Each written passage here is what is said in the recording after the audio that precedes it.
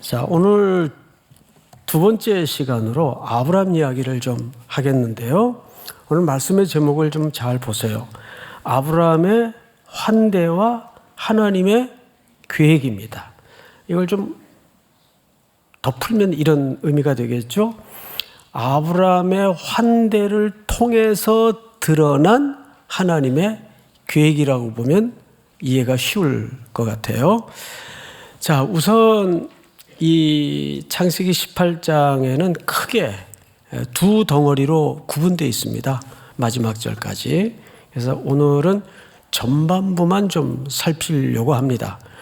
첫째 15절까지는 이제 오늘 우리가 살펴볼 내용인데, 아브라함의 환대에 대해서 소개를 아주 유별나게 독특하게 구체적으로 성경 기자가 소개를 하고 있어요. 그런 걸로 봐서 이 성경 창세기에 나타난 아브라함의 환대는 우리가 그냥 지나가기에는 그 무게가 어마어마하게 많은 메시지를 담고 있습니다. 그리고 이제 나중에 나머지 하반부에는 아브라함이 하나님에게 소돔의 구원을 위해서 중재자로 나서는 그림을 소개하고 있습니다. 그래서 오늘은 전반부만 살펴보겠는데요. 자, 1절을 한번 볼까요? 1절. 여호와께서 마므레의 상수리 나무들이 있는 곳에서 아브라함에게 어떻게 하셨다고 되어 있죠? 나타나시니라. 자, 앞을 잠깐 보실까요? 이게 반드시 우리 성도님들과 좀 정리를 하고 내용으로 들어가야 될 과제 하나가 있습니다. 질문입니다. 아브라함은 어느 날 뜨거운 낮에 만난 이 나그네들을 신의 존재로 알았다, 몰랐다? 이게 질문이에요. 자, 알았다는 분 한번 손 들어보세요. 알았다. 꽤 되네요. 몰랐다. 많은 분들이 몰랐다로 알고 있습니다. 자, 그러면 성경을 한번 보십시다. 제 해석보다는 히브리서 13장을 좀 띄워주실까요? 손님 대접하기를 잊지 말라. 이로써 부지 중에 천사들을 대접한 이들이 있었느니라. 이건 아브라함의 케이스를 말하는 거거든요. 자, 그러면 여기 아브라함이 뜨거운 낮에 목격한 이 나그네들을 신으로 인식했다는 얘기예요? 몰랐다는 얘기예요? 몰랐습니다. 우리 마태복음에도 보면 25장에 제가 이야기로 설명을 드릴 텐데, 좌편에 우편에 각각 염소와 양이 나뉘어 앉습니다. 그 의인들이 우편에 앉게 되죠. 예수님이 그 의인들을 향해서 이렇게 말씀하셨어요. 너희는 내가 줄일 때 먹을 것을 주었고, 헐벗을 때에 입을 것을 주었다. 갇혔을 때 돌아봐 주었다. 그랬더니 의인들의 입장에서는 반응이 어땠어요? 예수님 기억하고 계셨군요. 제가 그럴 줄 알았습니다. 그랬나요? 아니에요. 언제에? 경상도 말로 우리가 언제에? 몰랐어요. 그냥 내 현실과 현장에 어디서나 만날 수 있는 그들을 외면하지 않고 돌봐주고 먹여주고 섬겼는데, 훗날 예수님은 그것을 누구에게로 한 것으로 동의어로 처리하죠? 예수님 자신을 돌봐준 것으로 동일하게 여겨줍니다. 그러니까 그 의인들은 그것을 할 때 몰랐다는 얘기예요. 오늘 여기서도 보면 아브라함이 이 나그네들이 신의 현현인 걸 알고 대접한 게 아니라 모르고 대접했어요. 자, 그 증거가 이제 우리가 헤아려 가면서 만나게 될 텐데, 1절을 다시 보십시다. 여호와께서 마므레의 상수리 나무들이 있는 곳에서 아브라함에게 나타나시니라. 날이 뜨거울 때 그랬어요. 앞을 좀 보십시다.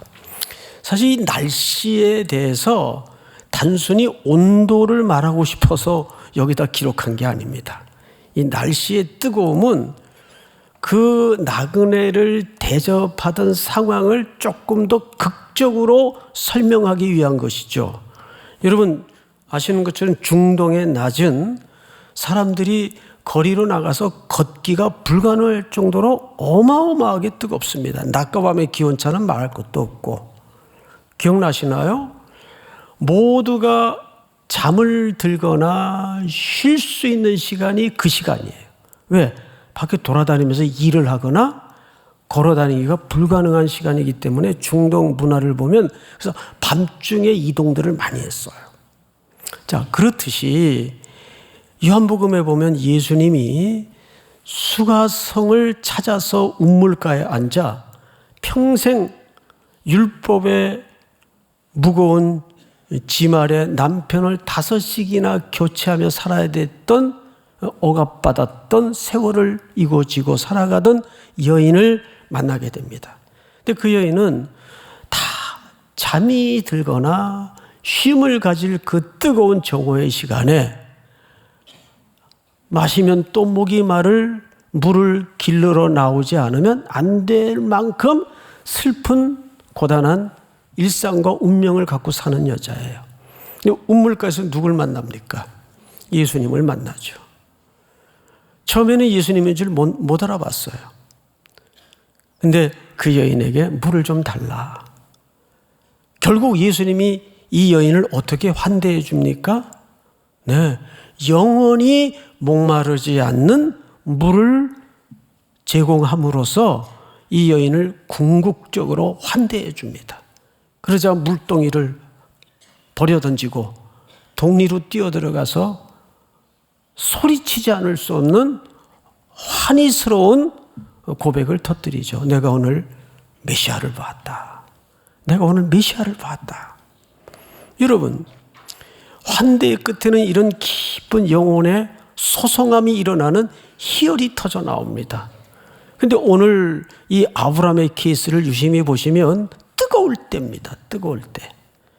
그러니까 이때는 아브라함이 어디에 있었는가 하면 장막문에 기대에 앉아 있었어요. 이렇게 소개하고 있습니다.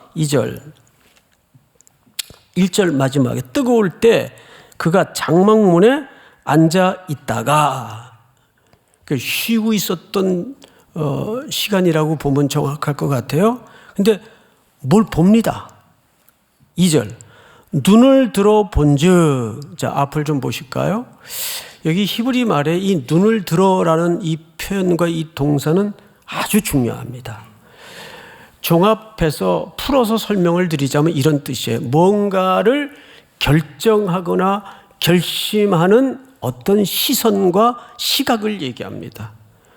그 눈을 들어 본즉 누굴 보게 되냐면 이렇게 돼 있어요. 눈을 들어 본즉 사람 셋이, 아브라함이 본 것은 신 셋을 본 겁니까? 사람 셋을 본 겁니까? 사람을 본 거예요.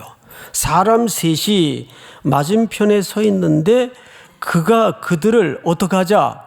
보자. 눈을 들어 본즉 그가 보자. 자, 앞을 보세요.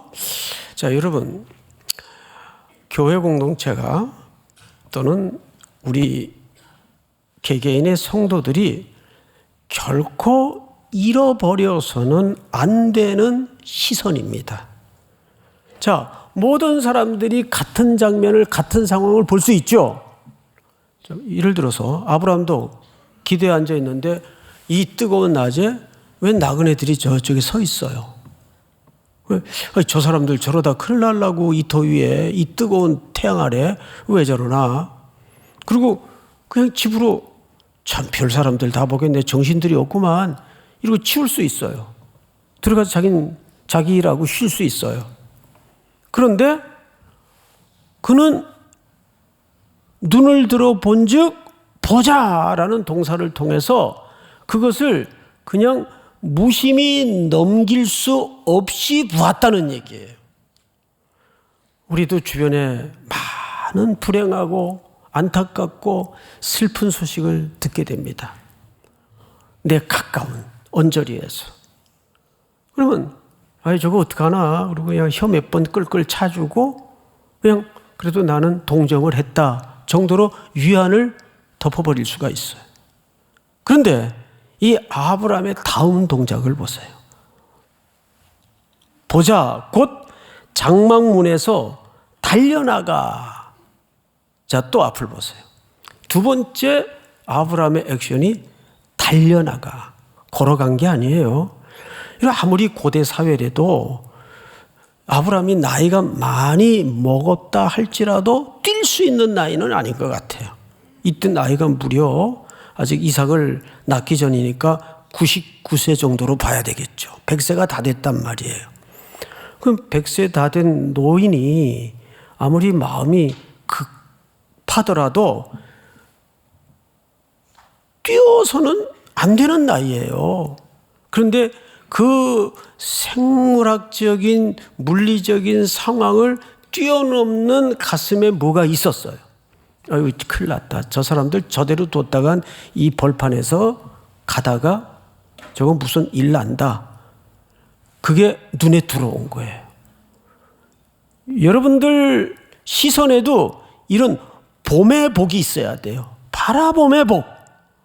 똑같은 상황, 똑같은 이야기를 듣고도 그냥 무시해버리거나 흘려보내는 영혼이 아니라 이런 걸 볼 줄 알아야 돼요. 특별히 시대 앞의 교회가 이뤄서는 안 되는 시선입니다. 믿습니까? 그 다음에 뭐 해야 돼요? 달려가야 돼요. 달려가야 돼요. 그냥 동정은 누구나 할 수 있어요.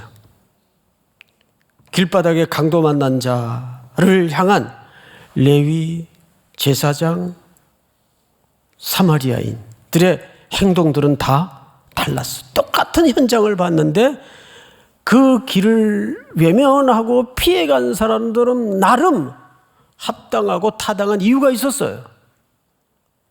제사 지러 가는 제사장은 제사장이니까 죽은 줄 알고 부정한 것에 손대서는 안 될까 봐 핑계 삼아 지나가고 그런 것 같아요. 일을 하다 보면 인생을 살아가다 보면 할 마음이 없으면 안 할 핑계만 자꾸 만들어지고 할 마음만 있으면 자꾸 방법이 만들어져요. 방법이 생각나요. 그렇습니까? 안 그렇습니까?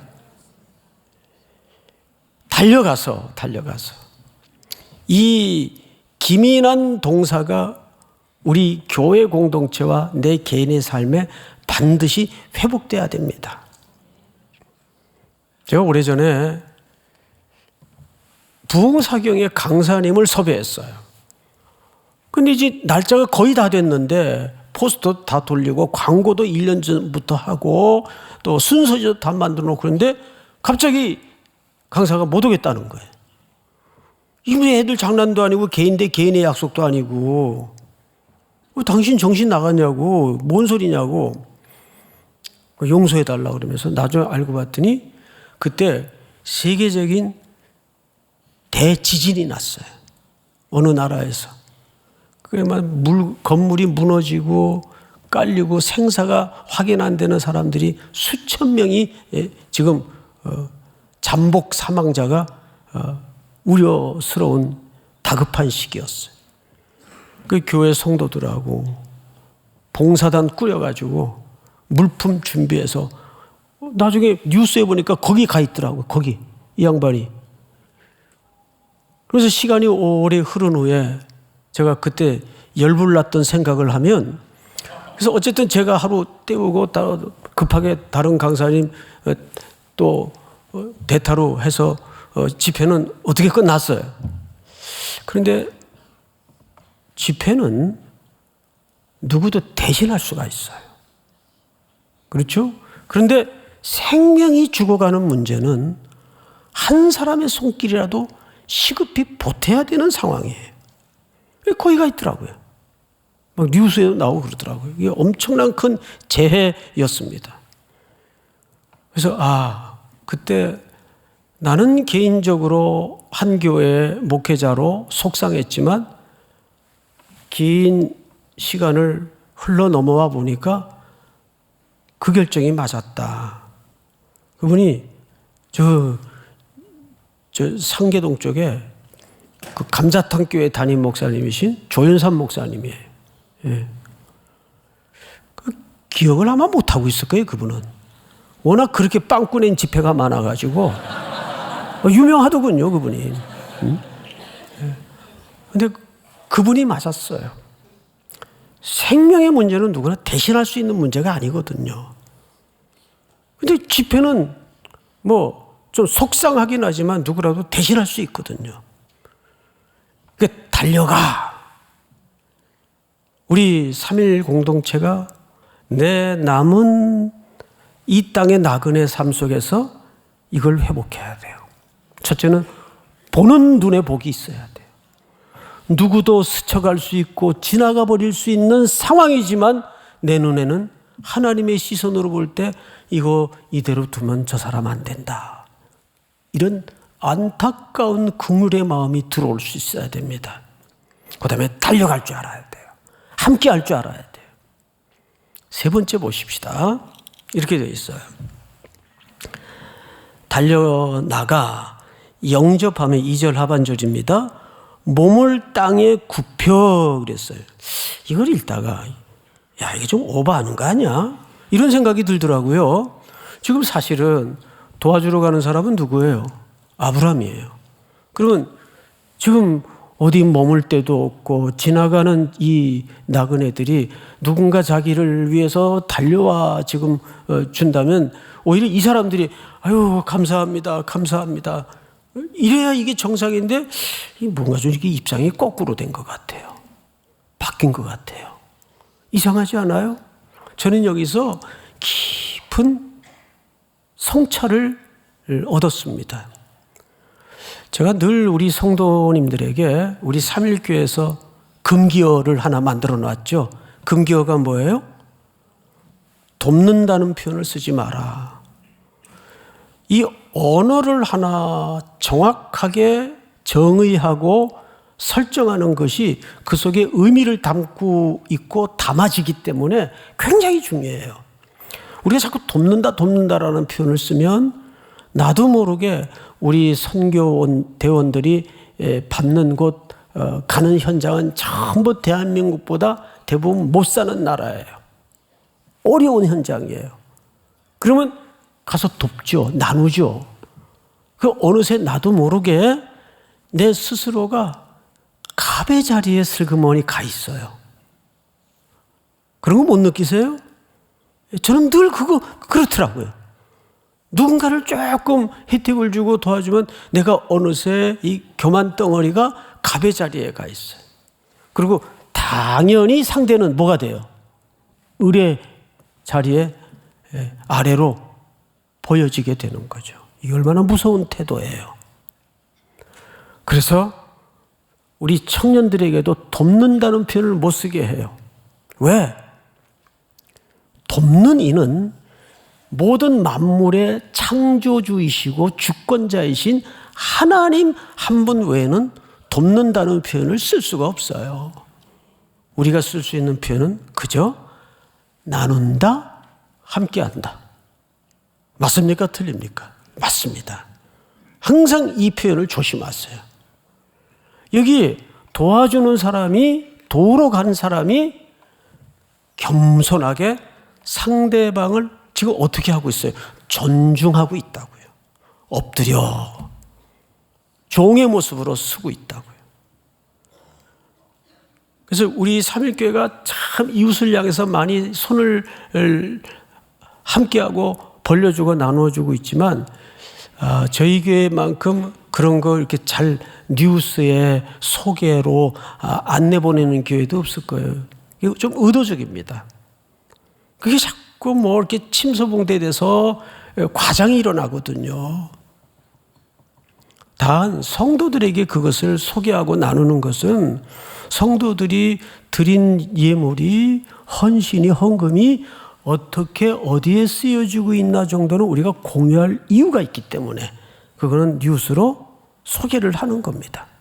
자랑 차원에 드러내고자 하는 의도가 아니고 여기 아브라함은 달려가서 먼저 종의 모습으로 땅에 엎드립니다.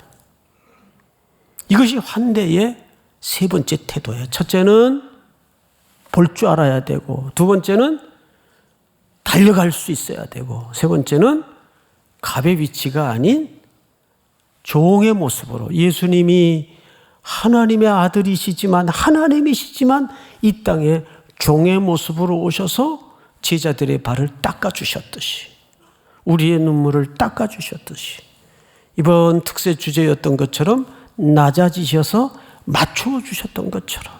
믿습니까? 그 다음 성경을 보세요. 3절입니다.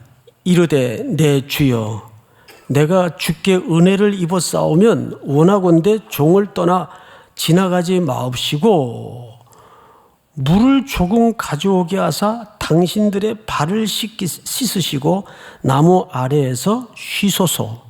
이 두 가지가 동시에 이루어지죠. 첫째는 초대가 일어납니다. 저희 집에 오셔서 두 번째는 뭐죠? 공간을 제공받고 쉬십시오.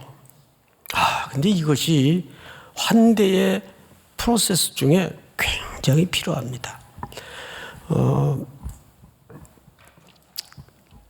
제가 작년 가을쯤에 아주 날이 좋은 어느 날 저 분당 우리 교회 이찬수 목사님이 선배님 우리 교회가 성도들이 헌금을 해서 가평 그 산언덕에다가 마을을 하나 만들었습니다. 전 처음 들어봤어요. 그때는 아직 오픈이 안 됐을 때입니다.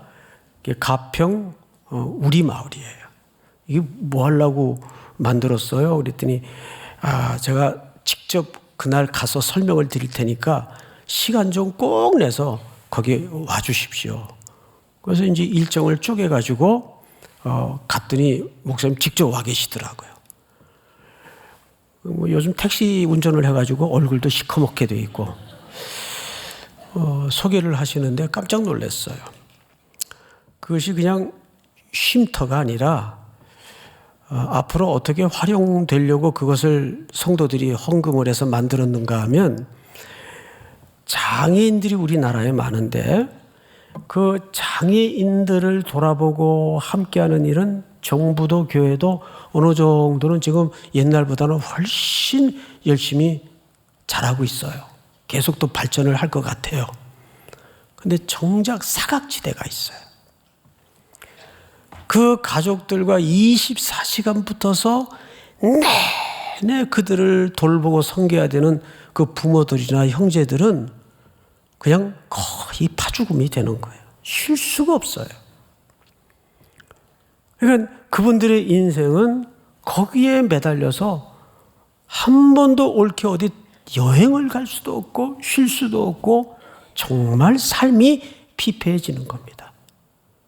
그 마을을 개설한 목적이 그 장애인들을 돌보는 그 가족들이 잠깐이라도 여기에 오셔서 아무 수고 없이 그냥 쉼을 좀 갖도록 쉼터로 그 마을을 조성했다는 거예요. 제가 두 가지 놀랐어요. 시설이 보통 좋은 게 아니에요. 정말 모든 방들이 다 방향도 다르고 인테리어도 다르고, 또 하나 놀랐던 것은 교회가 그런 사각지대의 곤고에 있는 인생들을 볼 수 있는 눈이 있었다는 게 놀랐어요. 우리가 장애인들에게는 어느 정도 그래 해야지. 그런데 정작 그들을 평생 지쳐가면서 자기 인생의 시간들을 버려가면서 수고해야 되는 그 가족들에 대한 쉼의 문제는 정부도 해결할 수가 없는 사각지대란 말이죠. 그래서 이 나그네들에게 쉼터는 이 선교사님들이 한국에 이제 안식년을 맞아서 또 건강검진 차 들어오면 제일 문제가 쉴 데가 없는 거예요. 공간이 없는 거예요. 우리 교회 디관 맨 꼭대기에 게스트 하우스가 있는데 1년 내내 풀가동이 돼요. 그래서 앞으로 우리가 꼭 뭐 쉼터 정도까지는 아니더라도 단기간 선교사님들이나 또 공간이 또 피난처가 필요한 이 땅에 나그네들이 공고한 거류민들이 얼마나 많습니까? 뭐 예를 들면 요즘 이슈가 되고 있는 그 고아원 같은 시설에서 19만 되면 정부 보조금 몇백만 원 받아가지고 그냥 벌판에 던져지면 그 아이들을 계속해서 사회에 정상적으로 건강한 성인으로서 복귀시킬 수 있는 그런 브릿지 역할을 하는 또 공동체가 없어요. 그런 사각지대들, 코리안 드림을 쫓아서 여기에 왔지만 현실은 얼마나 냉정하고 냉랭하고 얼마나 공고한 상황과 언어 모르죠, 글자 모르죠. 또 주인 잘못 만나면 물론 그렇지 않는 주인들도 있어요. 정말 감동스러운 주인들이 또 있더라고요. 그러나 대부분이 욕지거리를 먼저 배우고 기계에 불구가 되고 이런 사람들, 또 신분 문제의 불안함 때문에 항상 겁먹은 눈초리로 두리번거리면서 그 정신적으로 받는 스트레스는 얼마나, 우리가 해외 생활을 해보면 알잖아요. 이런 거를 볼 줄 알아야 되고 이런 영역에 있어서 우리가 달릴 줄 알아야 되고 그들을 대할 때 우리가 겸손하게 종의 모습으로 그들을 존중하는 태도로 그들을 맞이해야 된다는 거죠. 그리고 그들을 초대하고 그 다음에 쉼터를 제공하고, 뭘 제공하는가 이제 마지막에 한번 볼까요? 이렇게 되어 있습니다. 5절, 내가 떡을 조금 가져오리니 당신들의 마음을 상쾌하게 하신 후에 지나가소서. 당신들이 종에게 오셨음이니이다. 자, 여러분, 참 이걸 아브라함의 오지랖이라 그래야 될지. 근데 이 떡의 문제는 우리가 말씀도 먹어야 되겠지만 사람은 육신을 가진 존재일 수밖에 없으니까 먹거리는 본질이에요. 우리 살아가는데 본질적인 문제라고요. 그래서 교회 식당은 항상 열려 있어야 되고 먹을 것을 제공해야 됩니다. 그래서 지난 주서부터 우리 교회 1층, 지하 1층 식당에 지금 리모델링 공사에 들어갔어요. 두 가지 목적을 가지고 리모델링을 하는데, 이 건물이 지어진 지가 오래돼서 너무 이 모든 시설들이 낡았고, 두 번째는 공간이 여전히 부족하다 보니까 음식과 함께 청년들이나 우리 성도님들이 교제할 수 있는 이중적인 공간으로 지금 설계가 돼서 공사에 들어갔습니다.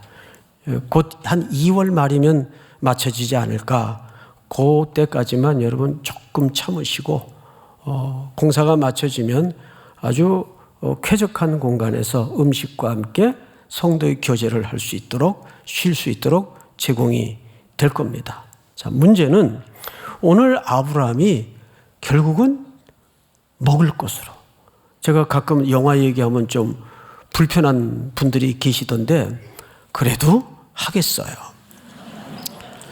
오래된 영화이지만 웰컴 투 동막골이라는 영화에 보면 한 마을에 미군하고 인민군들이 같이 흘러 들어와서 긴장감을 조성한 채 지내게 됩니다. 근데 북한 군인들이 들어와서 그 마을의 아주 평화로운 모습을 보면서 은근히 충격을 받아요. 그 인민군 그 중대장쯤 되는 정재영이라는 배우 아시죠? 배우와 그 마을의 촌장이 산등성이로 넘어가는 석양을 바라보면서 둘이 이렇게 뒷짐을 지고 나란히 넘어가는 태양을 바라보면서 대화를 해요. 그 북한군 중대장이, 영감님 왜 그러시오? 이 마을에 이런 평화로운 용도력은 어디서 나는 겁니까? 그러자 촌장이 넉넉한 웃음을 흘리면서 그저 뭐 먹여야지요. 딱 한마디로 먹여야지요. 그러니까 백성들에게는 일단 먹거리가 있어야 행복해지는 거예요. 그러니까 사실은 이 먹거리는 우리가 몸을 가진 존재인 이상 살아가는데 본질이라고요. 이제 허기져서 찾아왔는데 형제요, 기도합시다. 이러면 한 대 맞아야 돼요. 빨리 청파 순댓국에 가서 국밥이라도 한 그릇 먹이고, 순댓국이 맛있더라고요. 그러고 나서 뭐 기도를 해주든지 해야지. 그렇지 않아요? 뭐가 옳은 거예요? 그래서 어쨌든 우리 교회로 찾아오는 나그네들에 대해서는 우리 먹여야 돼요. 믿습니까? 그래서 매일 지금 우리 코로나 전까지는 이 서울역에 있는 분들 새벽마다 수백 명씩을 우리가 쭉 먹여왔어요. 그 일은 언제까지 해야 됩니까? 2025년 4월까지? 주님 오시는 날까지 계속 먹여야 됩니다. 먹다 보면 복음을 듣게 되고, 교회 오는 게 참 즐겁다, 이런 마음을 자연스럽게 갖게 됩니다. 오늘 우리는 이 사건을 통해서 드디어 아브라함이 자기가 대접했던 분이 하나님이라는 사실에 눈을 뜨게 됩니다. 몇 절을 보시냐 하면 14절을 보세요. 18장 14절. 여호와께 능하지 못할 일이 있겠느냐? 기한이 이를 때에 내가 네게로 돌아오리니 사라에게 아들이 있으리라. 사라가 두려워서 부인하여 이르되 내가 웃지 아니하였나이다 이르시되 아니라 네가 웃었느니라. 그 사람들이 거기서 일어나서 소돔으로 향하고, 그러고 보니까 이 사람들의 목적지가 어디였어요? 소돔이었어요.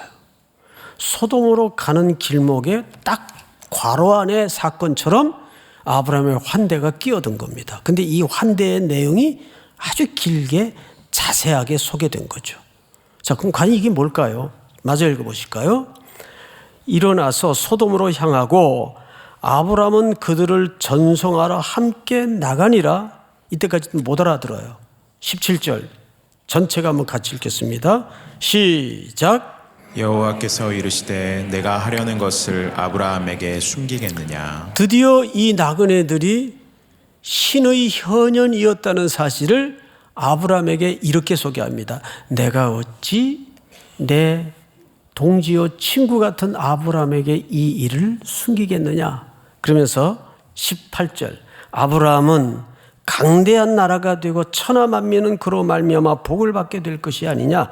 내가 그로 그 자식과 권속에게 명하여 여호와의 도를 지켜. 여기 여호와의 도가 나옵니다. 그리고 뭐예요?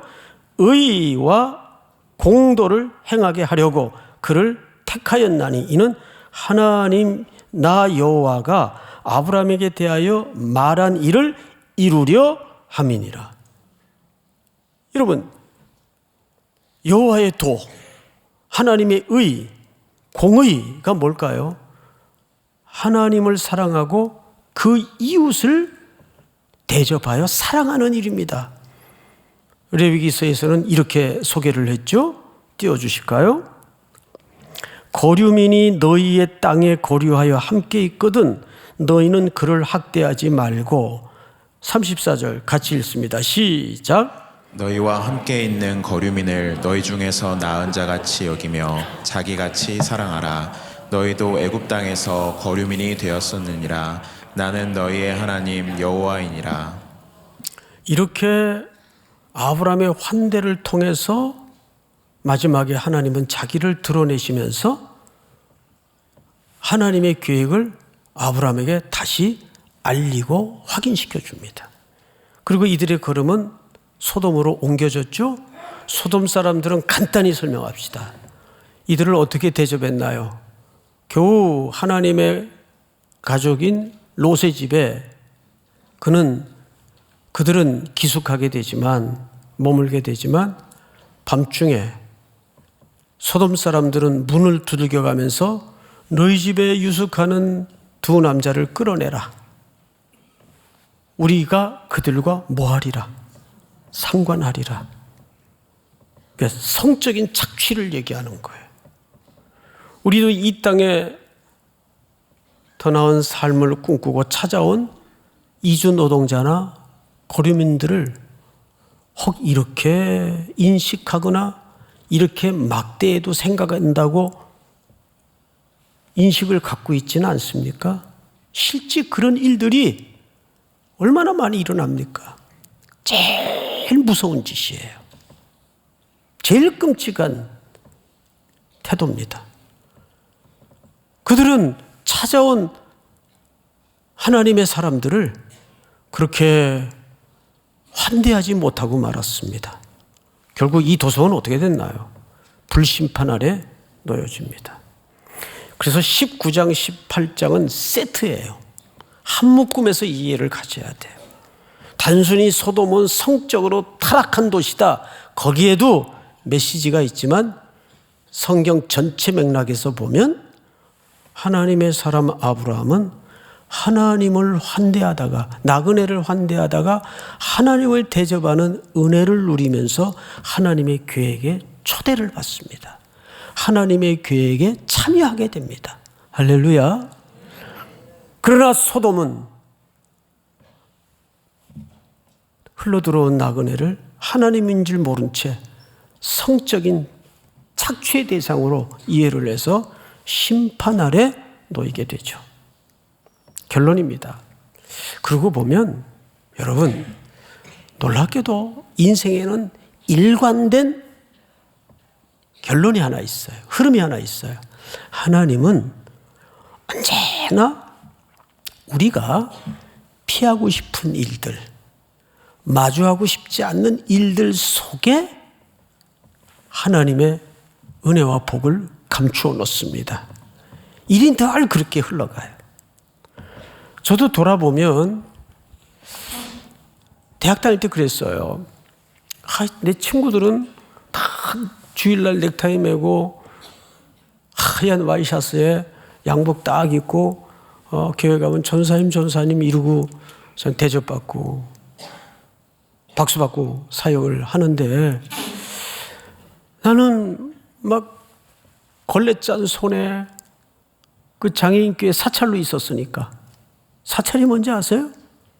청소하는 사람. 그러고 생활을, 그것도 장애인교회. 전부 앞을 보지 못하는 교회. 너무 하기 싫었어요. 근데 갈 데가 없어요. 그러니까 억지로 있었던 거예요. 내가 무슨 장애인들에 대한 비전이나 꿈이 있어서 거기 있었던 게 아니에요. 먹을 데도 없고 갈 데도 없고. 억지로 오랜 세월을 그렇게 그 불편한 분들 곁에 저를 밀어넣으시더라고요. 정말 하기 싫었어요.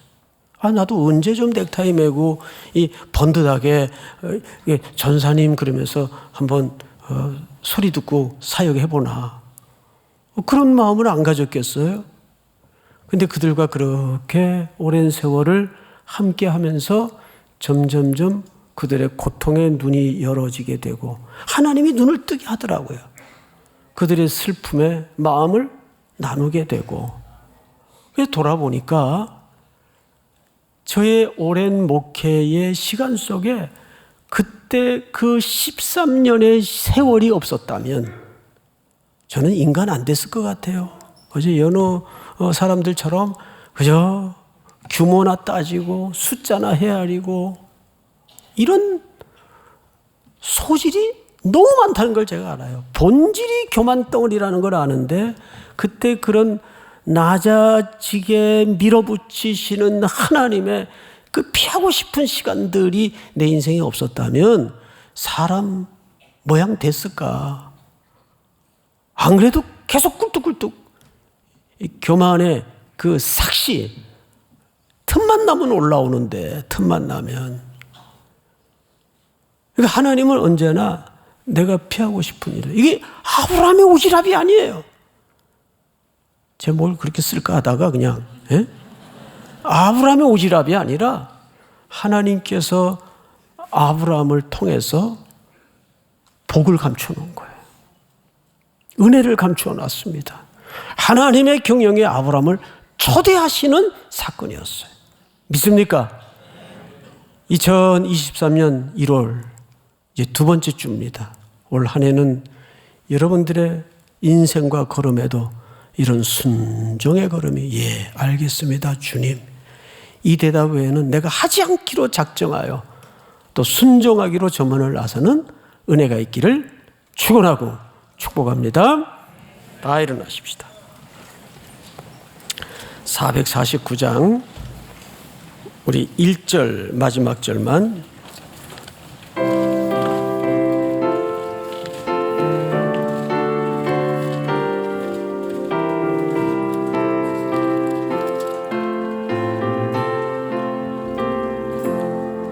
예수 따라가면 복음 순종하면 우리 행할 길 환하겠네.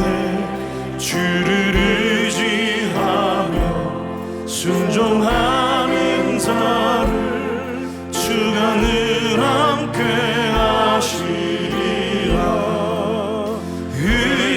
의지하고 순종하는 길은 예수 안에 즐겁고 복된 길이로. 3절 합니다. 짐을 지고 슬픔 위로하며 주가 상급을 주시겠네. 주를 의지하며 순종하는 자를 순종하는 자를 항상 복 내려 주시리라. 의지하고 순종하는 길은 예수 안에 즐겁고 복된 길이로. 5절 주를 힘입어서 말씀 잘 배우고 주를 모시고 살아가세. 주를 의지하며 항상 순종하면 주가 사랑해 주시리라.